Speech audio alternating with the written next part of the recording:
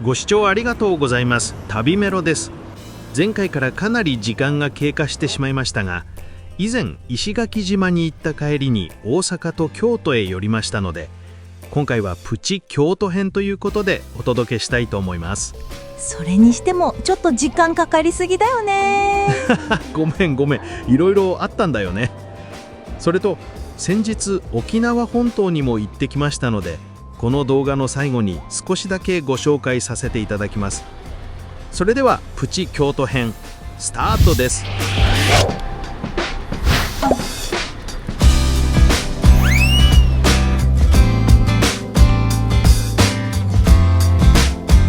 今回の旅行は石垣島の帰りに欲張って大阪と京都にも足を伸ばしました。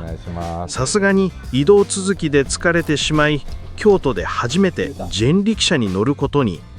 以前から一度は乗ってみたいと思っていたけど、地元ではちょっと恥ずかしくてなかなか乗れなくてね。今回は旅先ということもあり、思い切って乗ってみました。人力車を引いてくれる方を車夫というらしいんだけど、観光ガイドも兼ねて歴史や街並みについて説明してくれました。今回担当してくれたのはなんと20歳の学生さん。スリムな方だったので、私たちを乗せて走ってもらうのが少し申し訳ないような気もしてね。でも爽やかな笑顔と語り口にすっかり癒されたよね。そうなんか気の毒でね。でも歴史から学ぶ言い伝えも学べてとても楽しかったよ。そうだね。正直学生時代に歴史をあまり勉強してなかったからさ、いつも苦手な科目だったしね。私も一緒。ここ八坂神社は1400年くらい前にできた古い神社で、昔は祇園社と呼ばれていて、病気が広がらないようにお祈りする場所だったらしいよ。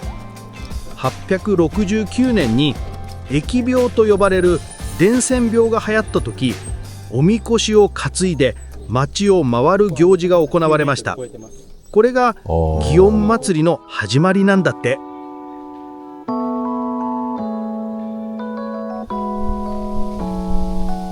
一番上にお鳥さんが本当だ。おります。あれ鶴です。鶴がいて、実はこれね、作った人またお金持ちなんですけど、大倉鶴吉さんっていう名前です。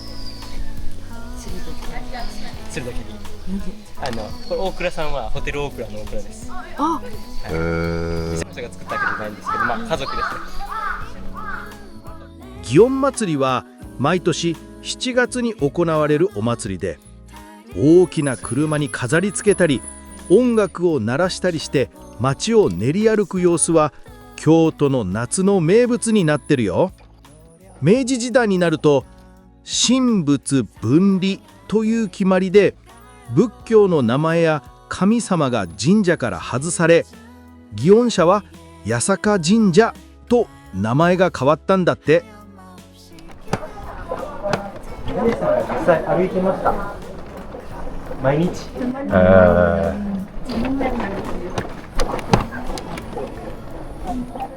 ねねの道。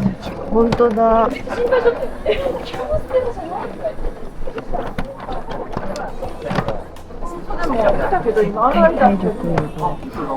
吉さんのお墓参りのために、毎日歩いてたっていうのが。毎日。二人は恋愛結婚されてる。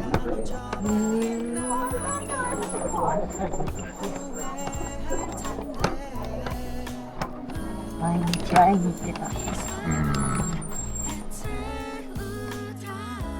豊臣秀吉の奥さんねねのことなんだけど、武士の家に生まれて若い頃に秀吉と結婚したらしいよ。秀吉が出世するのをずっと支えて、信長や家康との関係づくりにも力を貸したしっかり者の女性だったんだって。秀吉が天下を取った後も人間関係の調整などで活躍して、側室がいても優しく接していたと言われているよ。そして秀吉が亡くなった後は出家して京都に高台寺を建てて毎日お参りをしていたそう。彼女が住んでいた円徳院から高台寺までの石畳の道はねねの道と呼ばれていて、今も京都の人気の散歩道になっているんだ。約460メートルのこの道にはねねの秀吉への深い愛や信仰心が感じられるね。そして秀吉が偉くなった時もねねは偉くなった人こそ謙虚でいなきゃダメと何度も注意していたそうだよ。ねねはただの妻ではなく秀吉の心の支えでもあり、冷静で優しく彼を落ち着かせる役割も果たしていたんだって。こうした話からねねは賢くて人間的にも素晴らしい人だったことがわかるよね。そして今でも成功しても謙虚でいることが大事という教えとして語り継がれているんだって。へえ、ねねは秀吉に謙虚な教えをしていたんだね。私たちの心にも響く良いお伝えで感慨深いよね。そうだね。京都は歴史のある場所だから、そういうことを学んでから行くともっと楽しめそうだね。ありがとうございます。こちらこそありがとうございました。楽しかったです。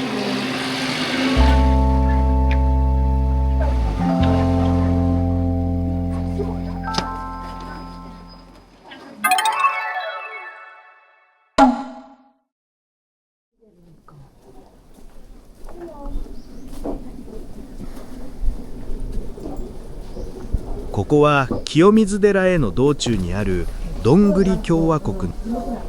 引き込まれるように入ったね。巨大トトロの像やフォトスポットがあって、裏庭にはガーデニング風になっていて、ジブリの世界観が楽しめたよね。そうね。なんか不思議な世界観があって映画を思い出したな。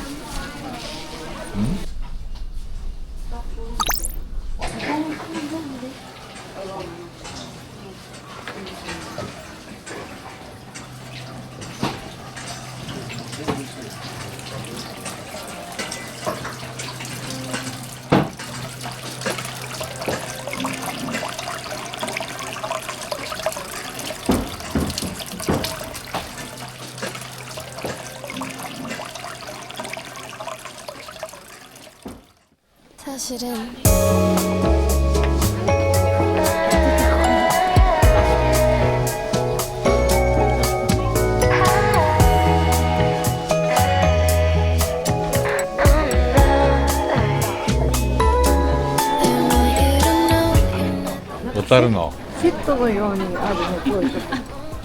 ここは清水寺までの道中なんだけど、とにかくすごい人だった。そして日本語があまり聞こえてこなかったよね。確かに海外に来た感じがしたよ。でもね、それだけ世界からも注目されている観光地ってことなんだと思うよ。そして思ったんだけどね、小樽とか鎌倉、江ノ島のお店と似てるよね。日本の文化らしい観光地なんだろうな。確かに共通してるお店もあったよ。そうそう。でも私は好きだな、この雰囲気。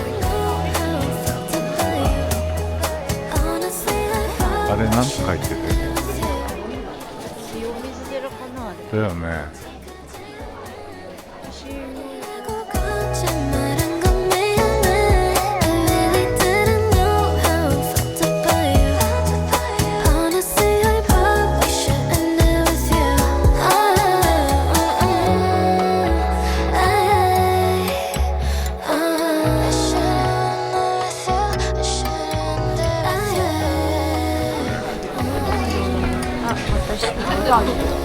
お二人、はいチケットを拝見してます。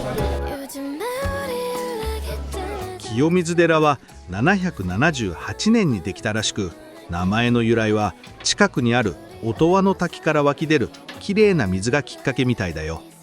昔修行してたお坊さんがその水に感動して、ここにお寺を建てようって思ったのが始まりなんだって。そうなんだ。私たちも最近はお水を飲むことが増えたよね。そしてお寺といったらお参りするでしょ。このお寺には厄除けや開運、学業成就、そして健康長寿のご利益があるんだって。私たちには92歳の父親が2人いるので、長寿のお守りを2ついただいてきました。これからも元気でいてほしいなーって願いを込めてお参りしてきました。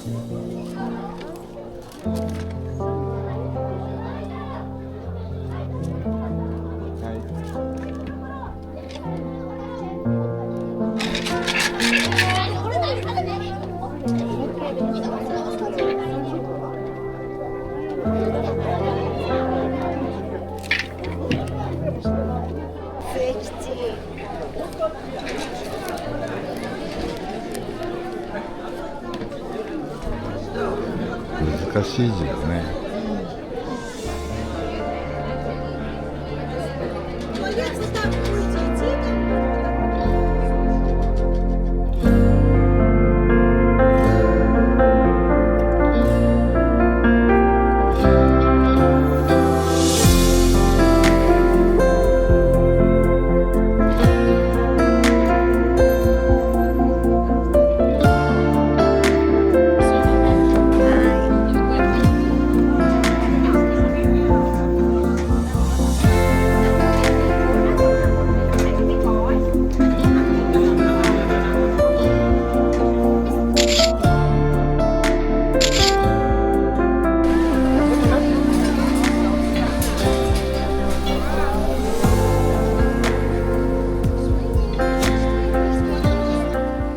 京都に着物姿は情緒あっていいよね。そうそう、アンティーク着物とか浴衣でしょ。振袖みたいなの着てる人もいたよ。レンタルで気軽に借りれるみたいだから記念にいいよね。浴衣なら3000円前後で借りれるみたいだよ。へえ、ヘアセットもしてくれたりするのかな。1000円前後でセットしてくれるお店もあるようだよ。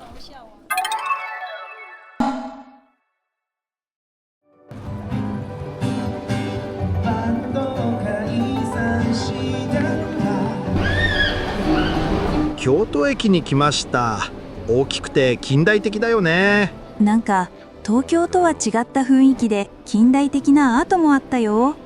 時間があったらもっと見たかったな。お店もたくさんあったからね。バス乗り場がわからなくてぐるぐる探したよね。そうだった。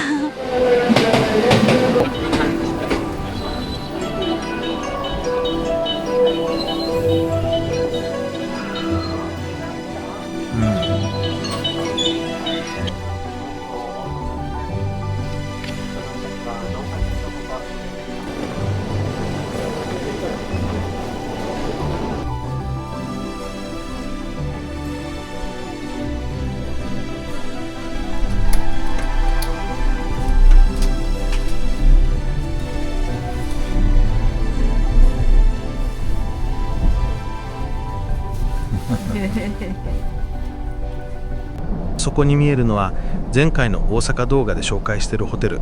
1泊朝食付き2名合計で1万円台って激安だったよね。54階で食べる朝食にはびっくりだったな。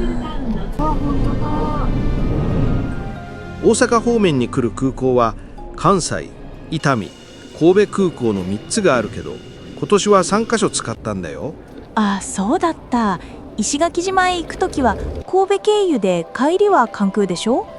大阪万博は伊丹空港と関空だったわね。今回はプチ京都編ということで少し短めの旅動画になりましたが、いかがでしたでしょうか。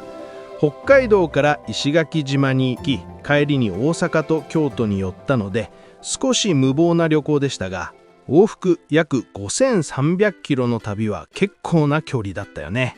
そうだね。行きは千歳空港から石垣島まで3回飛行機に乗ることになったでしょ。ちょっとした海外より遠かったかもしれないよ。それとね、使っていたアクションカメラを石垣島の海水につけた影響で音声がこもってて、あまりいい音で録画できなかったんだよね。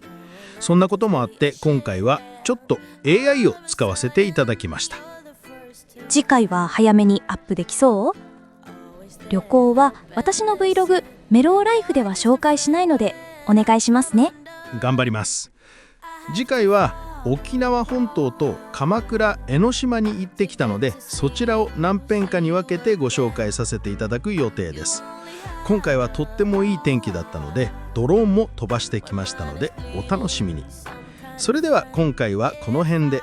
最後までご視聴いただきありがとうございました。チャンネル登録もよろしくお願いします。お願いします。いやばいよ、これも雪でしょこれ。